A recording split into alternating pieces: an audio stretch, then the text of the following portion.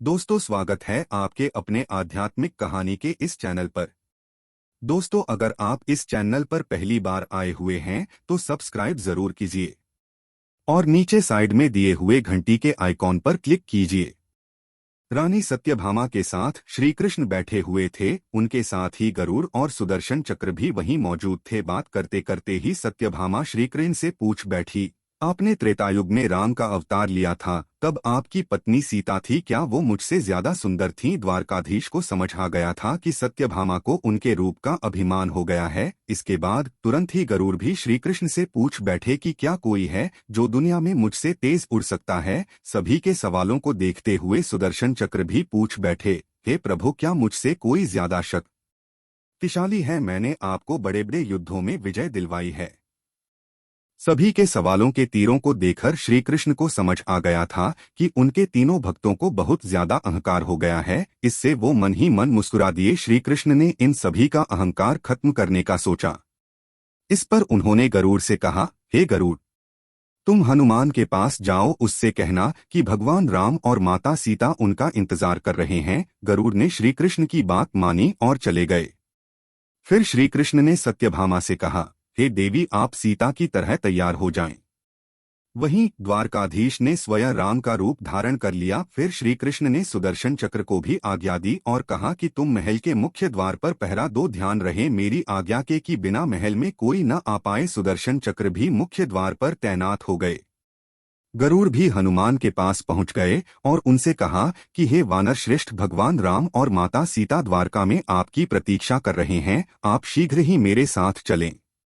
गरुड़ ने उन्हें अपनी पीठ पर बैठने के लिए कहा, लेकिन हनुमान ने विनम्रता से गरुड़ को जवाब दिया कि वो आगे चलें, वो पीछे से आते हैं। इस बात पर गरुड़ ने सोचा कि ये बूढ़ा वानर पता नहीं कब तक द्वारका पहुंचेगा। हनुमान की बात सुनकर गरुड़ शीघ्रता से द्वारका की ओर उड़ पड़े, लेकिन जैसे ही वो द्वारका पहुंचे तो उन्होंने देखा कि हनुमान तो पहले से ही प्रभु के महल में बैठे हैं। यह देखकर गरुड़ का सिर शर्म से झुक गया। अब बारी आई सुदर्शन चक्र की। श्रीराम की वेशभूषा में द्वारकाधीश ने हनुमान से पूछा, हे पवन पुत्र, तुम्हें प्रवेश द्वार पर किसी ने नहीं रोका, तुम बिना उनकी आज्ञा के महल में कैसे आए? इस पर हनुमान ने अपना सिर झुकाकर और हाथ जोड़ लिए। फिर उन्होंने अपने मुंह से सुदर्शन चक्र को निकाला और प्रभु के समक्ष रख दिया। उन्होंने कहा, हे प्रभु, इस चक्र ने मुझे आपसे मिलने से मना किया था, इसलिए मैंने इसे अपने मुंह में रख लिया, मुझे क्षमा कर दें। इस पर श्रीकृष्ण मन ही मन मुस्कुराने लगे।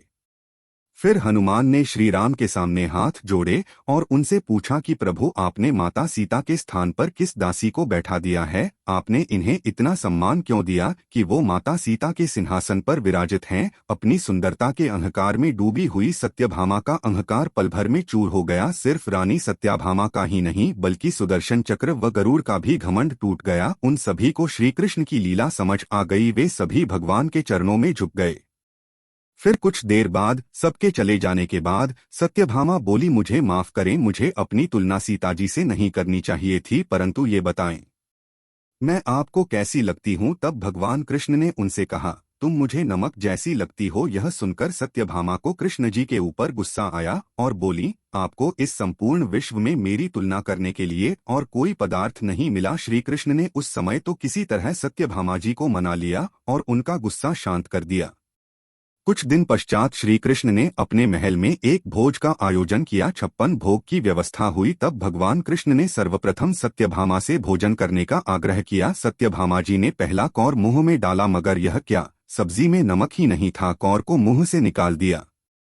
फिर दूसरा कौर मावा मिश्री का मुंह में डाला और फिर उसे चबाते चबाते बुरा सा मुंह बनाया और फिर पानी की सहायता से किसी तरह मुंह से उतारा। अब तीसरा कौर फिर कचौरी का मुंह में डाला और फिर थूक दिया। तब तक सत्यभामा जी का पारा 7वें आसमान पर पहुंच चुका था। जोर से चीखी, किसने बनाई है यह रसोई? सत्यभामा जी की आवाज सुनकर श्री कृष्ण दौड़ते हुए आए और पूछा, क्या हुआ देवी, कुछ गड़बड़ हो गई क्या? इतनी क्रोधित क्यों हो? तुम्हारा चेहरा इतना तमतमा क्यों रहा है? क्या हो गया? सत्यभामा जी ने कहा, किसने कहा था आपको भोज का आयोजन करने को? इस तरह बिना नमक की कोई रसोई बनती है? किसी वस्तु में नमक नहीं है, मीठे में शक्कर नहीं है, एक कौर नहीं खाया गया। श्री कृष्ण ने बड़े भोलेपन से पूछा, तो क्या हुआ, बिना नमक के ही खा लेती?